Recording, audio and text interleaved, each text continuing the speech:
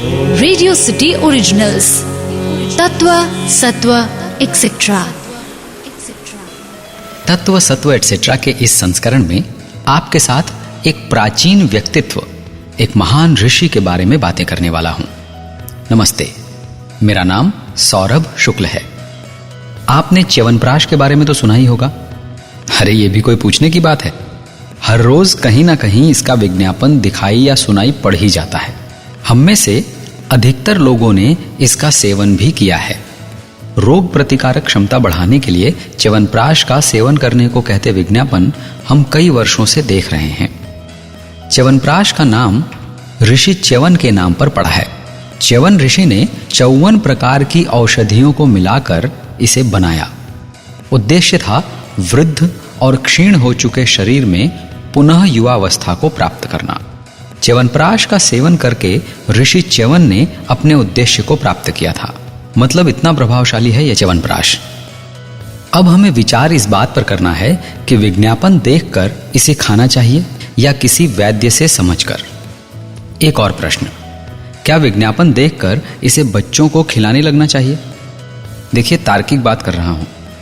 इस बात की कितनी आवश्यकता है और क्यों है कि जिस औषधि को इनोवेट ही वृद्ध व्यक्ति द्वारा युवावस्था पुनः प्राप्त करने के लिए किया गया हो, उसे सिर्फ विज्ञापन देखकर बच्चों को खिला दिया जाए। बात थोड़ी गंभीर हो गई ना, पर सोचिएगा अवश्य।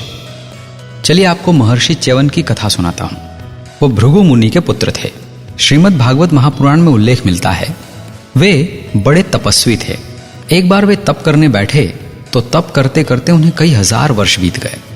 उनके शरीर में दीमक लग गई। उनका पूरा शरीर दीमक, मिट्टी और पत्तों से ढक गया।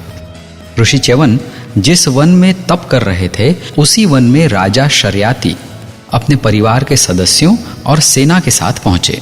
उनके साथ उनकी पुत्री सुकन्या भी थी। सुकन्या अपनी सखियों के साथ घूमते हुए टीले जैसे दिखाई दे रहे दीमक, मिट्टी और लताओं पत्तों से ढके हुए तप में लीन ऋषि च्यवन के पास पहुंची। सुकन्या को उस टीले में 2 चमकदार छिद्र दिखाई दिए। उसने कौतूहलवश छिद्रों में कांटे चुभा दिए। ये चमकदार छिद्र वास्तव में च्यवन ऋषि की आंखें थीं। कांटा चुभने से आंखों में से रक्त की धारा निकलने लगी। सुकन्या घबराकर वहां से चली गई। ऋषि च्यवन अंधे हो गए थे। वे तपस्वी थे। उन्हें समझ आ गया था कि यह किसने किया है। क्रोधित होकर ऋषि च्यवन ने राजा शर्याति को संपूर्ण सेना और परिवार समेत श्राप दे दिया। श्राप का प्रभाव तत्काल ही दिखाई देने लगा। राजा शर्याति को पता था कि वो जिस वन क्षेत्र में हैं, वो वन क्षेत्र ऋषि च्यवन के प्रभाव में है। उनके पूछने पर कि क्या किसी से कोई भूल हुई है जिसके कारण ऋषि च्यवन ने हम सबको श्रापित किया हो, सुकन्या ने घटना का पूरा विवरण अपने पिता को सुना दिया। राजा सबको साथ लेकर ऋषि च्यवन के पास पहुंचे और क्षमा याचना की। ऋषि अंधे हो गए थे, इसलिए उन्होंने श्राप मुक्ति के बदले अपने जीवन यापन में सहयोगी स्वरूप राजा की पुत्री सुकन्या को जीवन संगनी बनाने की मांग की। सुकन्या और राजा शर्याति ने यह मांग स्वीकार कर ली। सुकन्या का च्यवन ऋषि के साथ विवाह हो गया। सुकन्या अत्यंत ही सेवाभावी और पतिव्रता थी। नेत्रहीन च्यवन ऋषि की सेवा करते करते अनेक वर्ष बीत गए। एक दिन च्यवन ऋषि के आश्रम में देवताओं के वैद्य दोनों अश्विनी कुमार पहुंचे। सुकन्या ने उनका खूब आदर सत्कार किया। वे दोनों सुकन्या के समर्पण और सेवा भाव से अति प्रसन्न हुए। उन्होंने सुकन्या के पति ऋषि च्यवन की आंखों की दीप्ति पुनः प्रदान करने की बात कही। अश्विनी कुमारों ने च्यवन ऋषि को साथ लेकर सरोवर में डुबकी लगाई और उनकी आंखें ठीक कर दी। उन्होंने च्यवनप्राश का निर्माण इन्हीं अश्विनी कुमारों की सहायता से किया था। च्यवन ऋषि ने अनेक ग्रंथों की रचना की, जिनमें च्यवन स्मृति, भास्कर संहिता प्रमुख हैं। महाभारत में बताया गया है कि च्यवन ऋषि में इतनी शक्ति थी कि वे इंद्र के वज्र को भी पीछे धकेल सकते थे। वे ज्योतिष के ज्ञाता भी थे, इसलिए उन्हें ज्योतिष गुरु भी कहा जाता था।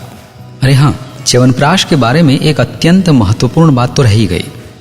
नई दिल्ली के केंद्रीय आयुर्वेद विज्ञान अनुसंधान परिषद ने आज से लगभग 7-8 वर्ष पहले देश के 32 केंद्रीय आयुर्वेद रिसर्च सेंटर्स के डायरेक्टर्स और आयुर्वेद कॉलेजेस को पत्र लिखा था कि च्यवनप्राश बनाने के लिए आवश्यक अष्टवर्ग यानी 8 औषधियों के समूह में से 7 औषधियां और 32 अन्य औषधियां विलुप्त प्राय हैं, मतलब पर्याप्त मात्रा में उपलब्ध नहीं है, विलुप्त होने के कगार पर हैं।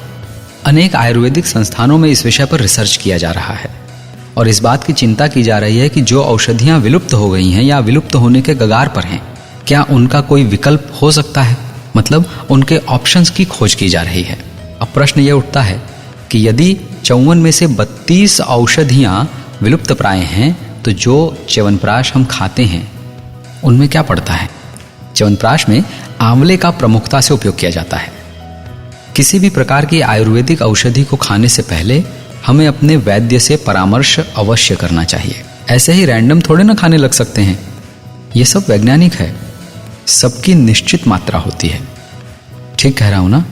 अपने धर्म में कही गई बातों को विज्ञान की कसौटी पर रखकर देख लीजिए, तथ्य मिलेंगे। सौरभ का नमस्कार। रेडियो सिटी ओरिजिनल्स, तत्व सत्व एक्सेट्रा।